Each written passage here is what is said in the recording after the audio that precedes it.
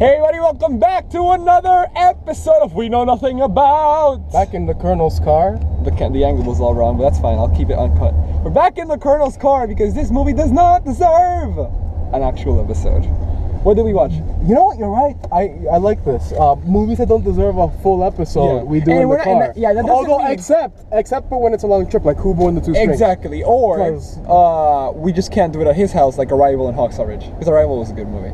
And Hacksaw Ridge, it was a bad movie, but we talked so much it deserved an episode. Yeah, you're right. This one doesn't deserve a sit down. We can talk about it quick. What were we watching? We watched Fist Fight. Fist Fight. Which has one of my favorite actors. Charlie Day or? Charlie Day, yeah. Oh, I thought you were Ice Cube.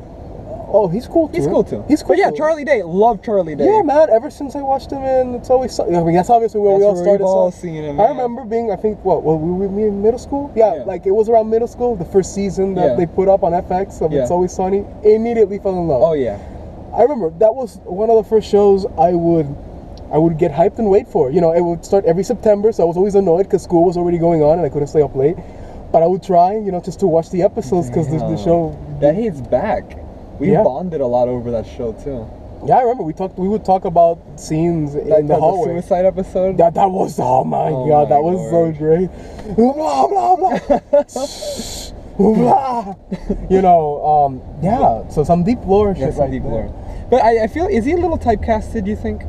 I feel like he works well in very specific situations. So then he's a little typecasted. Sorry, just a bit. I don't know because I never saw Horrible Bosses. That's true. I know that It's Always Sunny. He's like the weird, quirky. Yeah, he's a weird, quirky guy.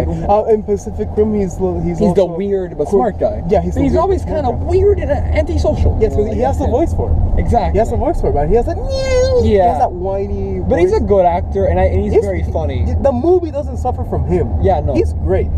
Yeah, right off the bat, the movie has sufferings. It definitely does.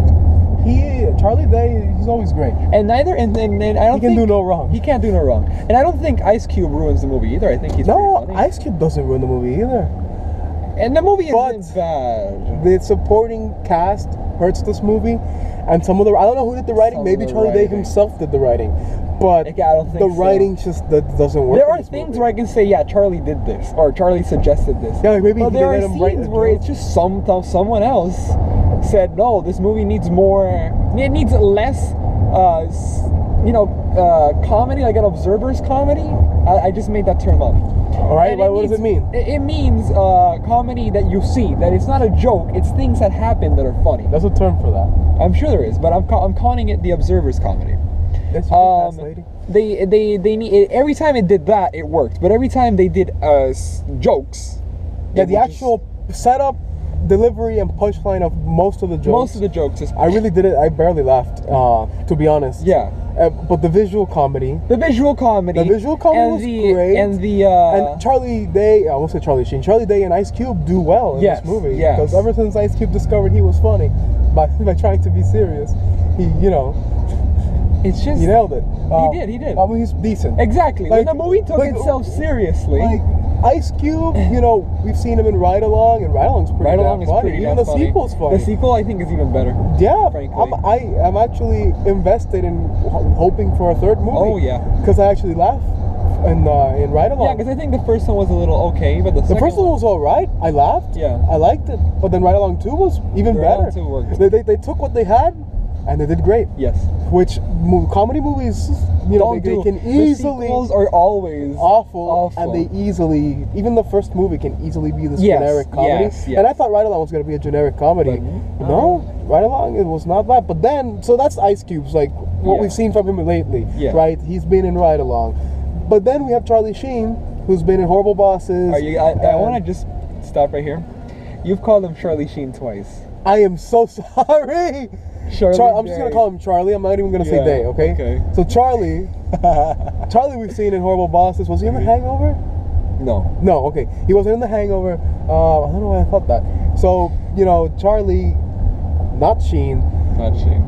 And he was also Always Sunny. Yeah. We know Charlie's funny, and we know Ice Cube discovered he's funny. Yeah. So we got these two guys, but then everybody else in the movie, Tracy Morgan, Julianne.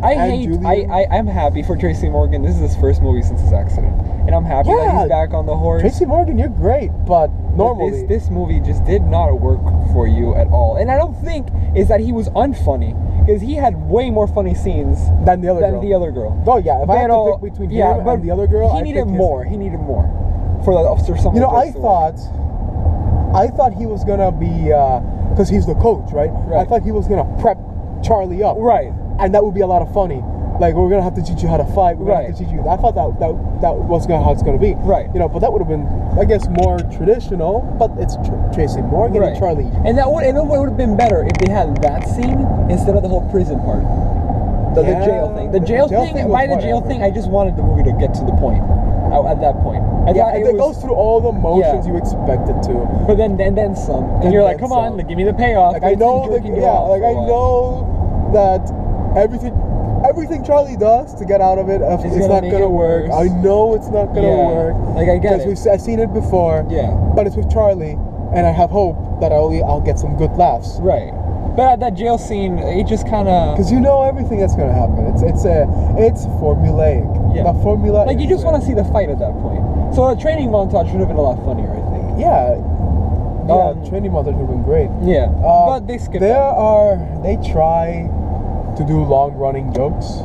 You know, like the joke starts in the beginning of the movie and it's still ongoing by the end, and you laugh. And I like those. But out of the three they tried. Point them out.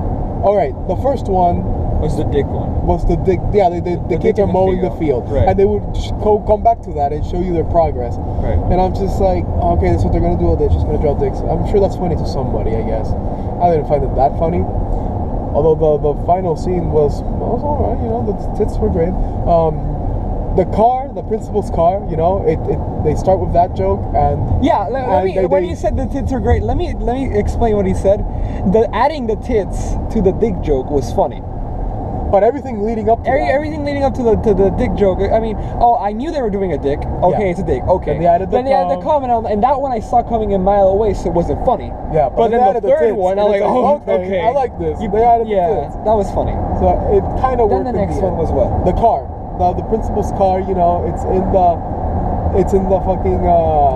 You know, it's in the high school first, and then it's outside, and no, it's not outside. Then they come back to that area and they fuck it up some more. That was kind of funny, you know. Okay. Like, the car was already ruined, and then, you know, the principal's already having a tough day, and then the fight moves into that area and they fuck it up some more. Yeah, okay. Not as much as I would have liked, but they fucked it up some more, and that was cool. And then the third one, because to be honest, there are a lot of jokes they try, but they kind of just drop them off. They never give them a climax. But then the third one. Oh, it was the girl and the kid thing. The teacher and the kid, how they had a game. What? No, that's not even that funny. No, it wasn't. But you're right. I think the payoff that is another long-running joke. That long-running joke was awful, and the payoff, I'm like, okay, I see the funny in it. Yeah, honestly, you know what saved that joke? Yeah. The other actor, the boy. Yeah. He saved that joke because she was train wrecking. She was so bad. I've never seen an actor so bad. I don't know. I think it's mostly her delivery because she looks funny. She looks funny. She looks funny. But the jokes were, and I guess the jokes were like this awkward. You know what I mean? Like, you know. But no, just stop. Like, I don't know please. if to blame the writer or her delivery. Yeah, I don't know. I don't know what it was, but it was so bad. And every time she would make a joke, I just wanted to tell her to shut up, because she would completely hijack the scene. That was her thing. The joke was over here with Charlie, or someone was having a conversation here with Charlie, and she would find a sex joke. It was always a sex joke. She would find a sex joke to make. That was her thing. And it just over and over and over and over and over and over, and it's never funny. It wasn't funny the first time. It wasn't funny the fifth time. And it still won't be funny. Oh my god. Because the boy saved the scene. The boy saved the scene. And it's scenes like that ruined the movie. The movie is just it's a lot of I like this, I don't like that. Yeah. That's the whole movie. No, at first I was like, this isn't funny. Then holy fuck, it's hilarious. Then it's really boring me. Then holy shit, it's hilarious. And the camera work was so funny. The camera work. They made jokes with the camera work. The zooming in and out. The classics, you know. Oh, it was so great. But nothing was enough to say this movie is good. Yeah. Nothing about it. And I really wanted to like it. Did you? I love Charlie. I remember we watched the trailer. I don't remember what you said, but I said this movie's gonna be generic, but I really want it to be good because I really like Charlie. But it was generic. Charlie, it's not your fault. And especially what sucks, it's not your fault. It's not your fault, it's everybody else. And what especially sucks is that it's not generic because it's a generic movie. But it's generic because it has so many bad moments, so many awful moments, that it ruins all of the excellent moments. Yeah. Yes. That's a whole new way of fucking up a movie. Because if more than half of the movie was good, I could at least say, well, more than half of it's pretty good, but no, the unfunny scenes are more numerous than the funny ones, unfortunately. Yeah. But man, the fight was good. Oh, the fight was so good. Okay, I originally thought they're gonna take one punch and we're done. Oh, and if the movie would have been that and more. They did that and more. If the movie would have been funny, then the whole one punch and we're done thing could have worked. Yeah. But they did that and more. The fucking payoff, the fucking payoff was so worth everything. First of all, I want to commend the director and the camera guys and the editor for not chopping off this movie into a shit ton of fucking, scenes that I don't understand what's happening. The fight was very literate, I want to call it. Literate? No, yeah. It was fluid. It was fluid. I'm gonna keep the word literate. I'm gonna calm that soon. Stop. You could see what was happening in this movie more than you do in most action movies. I appreciate that. Let's go back to the classic Enter Elysium's fist fight. Enter Elysium's fist fight. The shaky and the and the shake, and all you see is like fist. No, here you can actually way better. You see how they set up into position and how they throw the punch. Right, you get to see it from like an actual zooms no. It was really well done. Yeah, okay. And it was funny as all hell. The fight was really good. And the whole fight was pretty funny. Yeah. I don't want to spoil it. No, we're not going to spoil that. But oh my lord. Oh yes. And finally, the subplot. Well, I want to talk about the director too. The director was fucking hilarious. The director is your boy, Sean Murray. Hank Schrader. Oh, I thought you were the director of the movie. No. The director of the after Breaking Bad, he became a principal. Yeah, after, right? Like that makes sense. Oh no! You want to say before? Shit. Oh man, he was hilarious. And I don't think he's been in 2 movies since Breaking Bad. First one sucked. This one was. Oh yeah. What was it? I don't know. I know it bombed, in a bad way. But this one was he did so well in this one. Really, yeah, it was pretty good. All of his jokes were funny. Yeah, definitely. We forgot the other long-running joke in the movie was the mariachi band. The mariachi band was so good. That was great. They were consistent. Oh my God. They didn't forget they played fucking Rocky. It's great. Yeah, you're gonna love that too. But then the subplot of the whole talent show was funny también. Yeah, that was hilarious. Oh yeah. Half of it went the way I expected it to. The other half did not. Yeah, like because I thought, the subplot's just gonna be this cute thing, and it's gonna slow down the movie for the cute stuff. Okay, I can expect this, but they integrated jokes into it, and it just made it work too. Everything about that movie just worked. Oh, here's a major complaint that I couldn't stop complaining about while watching the movie. Before I wrap it up. Okay. MacBook Pro the movie. Oh God! It's sponsored by Apple. It's like when in Transformers they have all the Bud Lights. All the Bud Lights. That's what this was. Oh my God! They said MacBook Pro. They said MacBook Pro. Yeah, they didn't say get me a Mac. No. They said MacBook Pro and get me an iPhone with the Apple Care. 10 times. They went to an Apple store. 2 times. That was the dumbest. Not dumbest. I mean, I guess they gotta make their money somehow, but fuck, Apple, and it wasn't even in a funny way. It was just like it did not feel fluid. No. It felt kind of.